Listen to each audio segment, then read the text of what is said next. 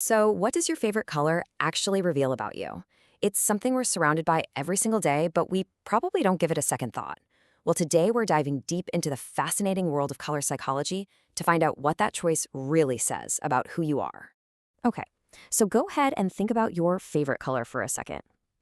Got one in your head? Good. Now, what if I told you that your choice wasn't just random? That's the big question we're digging into here. Is it just a simple preference, or could it be a genuine clue to your true self? Because it turns out there's a growing mountain of research that suggests the colors we're drawn to can actually say a whole lot about our personalities, our desires, and even how we're wired emotionally. See, this isn't just about what looks pretty. This is straight up psychology. And that brings us to the official term for all this: color psychology. At its core, it's the study of how different colors and shades can really impact our behavior. I'm talking about everything from influencing our moods and feelings to, get this, even physical reactions like our heart rate. It's kind of where art meets science. And look, this isn't some dusty old textbook theory. Color psychology is being used all around you, all the time. The brands you buy, they pick their logo colors to make you feel a certain way. The design of your doctor's office, probably chosen to keep you calm. It's in marketing, health, interior design, even sports. It has huge real-world implications. You know, the legendary psychoanalyst Carl Jung, one of the pioneers in this area, really said it best. He called colors the mother tongue of the subconscious. And that just nails it, doesn't it? It's this idea that our feelings about color come from a really deep place inside of us, a place that doesn't even need words to communicate. Okay, so let's get down to the fun part. What does your favorite colors say about you? We're going to start with the heavyweight champion of colors, the most popular pick pretty much everywhere. Yep, it's blue. A huge 35% of people in one major study said blue was their number one.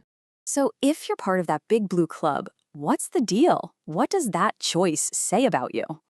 If blue's your color, chances are people see you as calm, cool, and collected. You're seen as super trustworthy and reliable. You know, the person everyone can count on. It's all about stability and safety, which is exactly why so many big corporations, think banks or tech giants, plaster their logos in blue. They want you to trust them. It's got that peaceful sky, calm ocean kind of vibe. All right, let's flip the script completely and talk about the polar opposite of calm: red. Okay, so if red is your jam, you are probably all about action and passion. We're talking driven, adventurous. You are not afraid of the spotlight. Red is a color of extremes for sure. It's love, but it can also be aggression. It's intense desire. It's pure, high-octane energy. Okay, let's take a deep breath and find some middle ground. How about green? So green is pretty much the color of nature, right? It's all about balance and well-being. If you're a green fan, people might see you as loyal and composed, but also independent. You probably love a balanced lifestyle and feel a real connection to the great outdoors. And of course, it's the color of good luck and new beginnings, like finding a four-leaf clover. And what's really wild is that some of these feelings are pretty much universal. There was this huge study back in 2020. They talked to almost 5,000 people across 30 different countries, and the results were so consistent. A whopping 68% of people linked red with love. Over half said yellow means joy and black means sadness. It just goes to show you that some of these emotional connections to color really do cross borders. Okay, let's do a quick lightning round for some of the other favorites. If you love black, you might be seen as powerful, creative, and mysterious. White, you're probably organized and logical. Yellow lovers are the happy optimists of the group. Purple is all about ambition, think royalty. Pink is expressive and kind, while orange is for the social butterflies. And if you're into brown or gray, you probably just value simplicity and a balanced, down-to-earth life. Okay, so it sounds pretty straightforward, right? Pick a color, get a personality profile. But hold on a second. Here's where things get a little more complicated. While these connections are strong, the key thing to remember is that the meaning of a color isn't set in stone. It's not some universal law.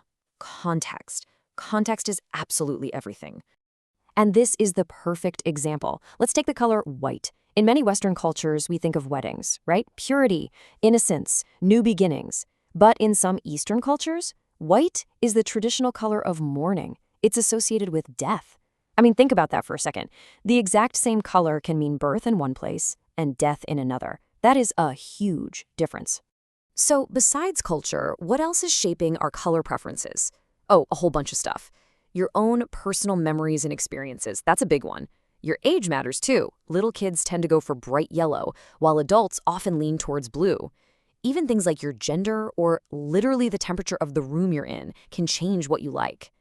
And of course, there's what we've been taught to believe, like how we all just know green means natural on a food package. So we've got the basics down, and we know it's a bit complicated. So what? What can we actually do with all this? Well, this is the really cool part. You can actually flip the switch and start using color psychology to your own advantage. Here are 3 easy ways you can start using this stuff today. Number 1, choose your clothes with purpose. If you've got a big meeting, maybe wear some red to feel powerful and confident. Feeling a bit down? Throw on a yellow shirt to bring in some joy. Number 2, hack your space. Blue or green walls in your office can actually help you focus. Warm colors in the living room instantly makes it feel cozier. And number 3, use it to understand yourself better. Think about the colors you love and the ones you can't stand. Ask yourself why. It can tell you a lot. At the end of the day, that's really what this is all about. When you start making deliberate choices about the colors you surround yourself with, from the paint on your walls to the clothes on your back, you can actually build an environment that makes you feel better, more comfortable, more confident. It's a seriously simple but super powerful tool for well-being. So we started this whole thing by asking what your favorite color reveals about the person you are today. But let's end with a different question. Now that you understand the power of color, what color are you going to choose to be tomorrow?